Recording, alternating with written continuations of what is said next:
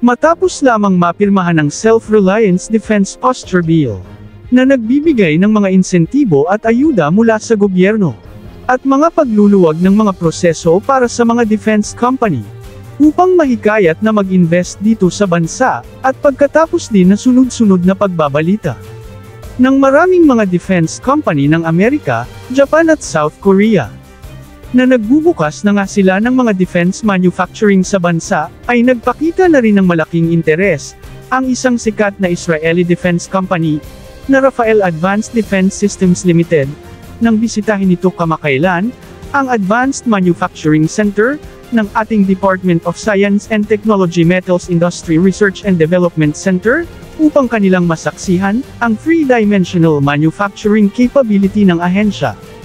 Di man ibinunyag ng Israel Defense Company na ito, kung bakit nila ito binisita, ngunit malaki ang posibilidad,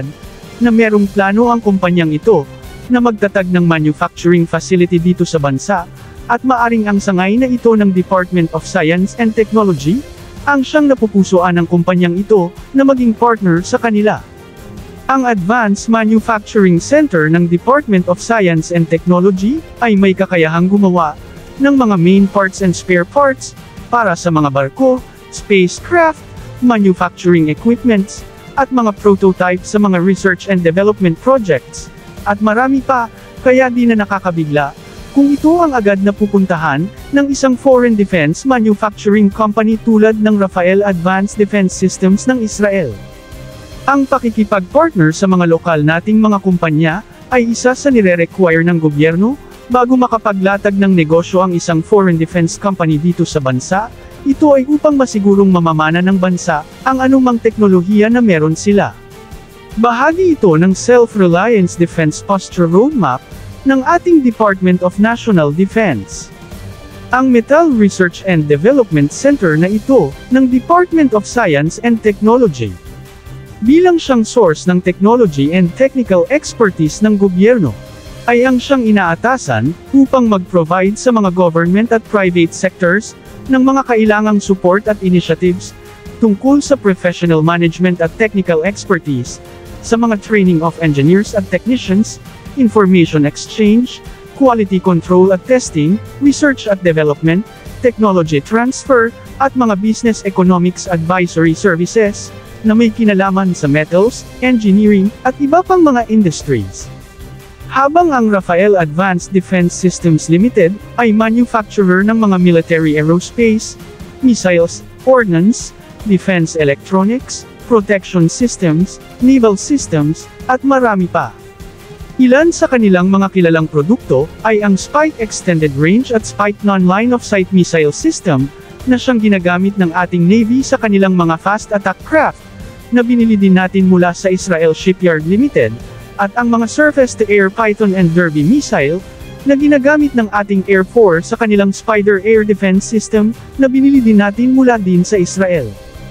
Sila din ang gumagawa ng sikat na Popeye Air-to-Ground Missile System, Popeye Turbo SLCM, na pinaniniwala ang isang nuclear-tipped submarine-launched cruise missile, at ang Iron Beam Laser Missile Defense System, na kinilala bilang isa sa pinaka-cost-effective air defense system, na may malaking potential na maging pangunahing armament sa future warfare.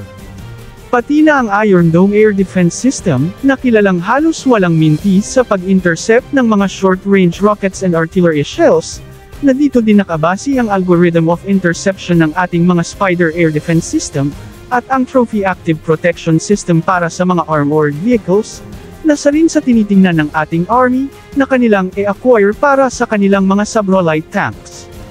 Andyan din ang Protector USD, na isang unmanned surface vehicle, na maaring e-convert bilang suicide sea drone, na bagong bahagi ng warfare tactics and doctrines ng ating hukbong sandatahan ngayon.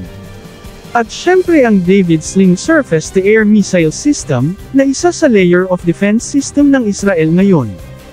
Nais din nating ipaalam, na ang Iron Dome Naval version, na tinawag na Sea Dome, ay ino-offer na rin bilang proposal sa ating Navy, sa kanilang 2025 Offshore Patrol Vessels Weapon Upgrade Program, sa ilalim ng air defense requirements ng mga barkong ito.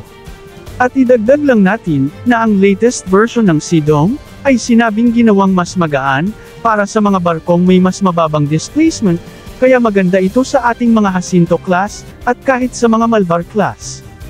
Ang pagbisita ng kumpanyang Rafael Advanced Defense Systems, ay maaring nagpapakita ng parating na collaboration ng Department of Science and Technology at Rafael Advanced Defense Systems, na panibagong pagkakataon na naman ng bansa na makakuha ng mga advanced technology mula sa kilalang foreign defense company.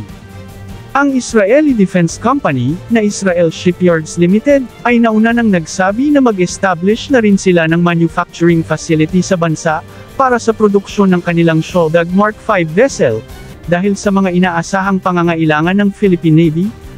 pati ang ating Philippine Coast Guard at Bureau of Fisheries and Aquatic Resources o BFAR, ay may pangangailangan din sa mga ito. Ang Philippine Navy, Coast Guard at BFAR, ay binigyan ng mas malaking mga budget sa susunod na taon at sa darating pa, para sa patuloy na pagbili ng mga barko na kailangan nila, at ito ang inaabangan ng Israel Shipyards Limited. Mismong ang Department of Defense ng Amerika ay nagpahayag na rin, na gagawin nilang repair hub ng kanilang mga warships ang Pilipinas, at inaasahang itatayo ito sa Subic Bay sa Zambales. Matatanda ang personal na pinuntahan at ininspeksyon ni US Defense Secretary Austin, ang Subic Bay, upang actual na i-assess ang industrial capabilities ng mga kumpanya doon, na siyang magkakaroon ng malaking gagampanan na papel, di lamang sa Philippine military's modernization at sa kanilang capacity na mag-repair at mag-maintain ng mga warships, kundi pati na rin ang mismong mga naglalakihang mga warships ng Amerika. Inaasahang ang suporta ng Amerika sa future warship repair industry na ito sa Pilipinas, ay magdadala sa Pilipinas sa mataas na kapasidad sa industry na ito.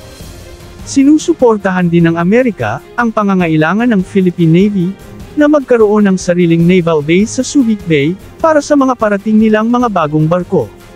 2 taon mula ngayon, aabot sa hanggang 100 mga warships ang maaring madadagdag sa mga barko ng Navy, at nangangailangan ito ng mga naval base na mapagdaungan. Kaya naman, ang 15-meter by 155-meter Finger Pier Naval Operating Base sa Subic, ay nakahanda na para sa konstruksyon, para maging home port ng mga Philippine Navy's patrol vessels at mga frigates. Amerika ang gagastos nito, sa ilalim ng kanilang foreign military financing, para sa Armed Forces of the Philippines, at isang Philippine company na Subic Dry Dock Corporation, ang siyang magkukonstruct dito, kapag ito'y tuluyan ng natapos, parehong ang Philippine Navy at US Navy, ang makakabenepisyo sa naval port na ito.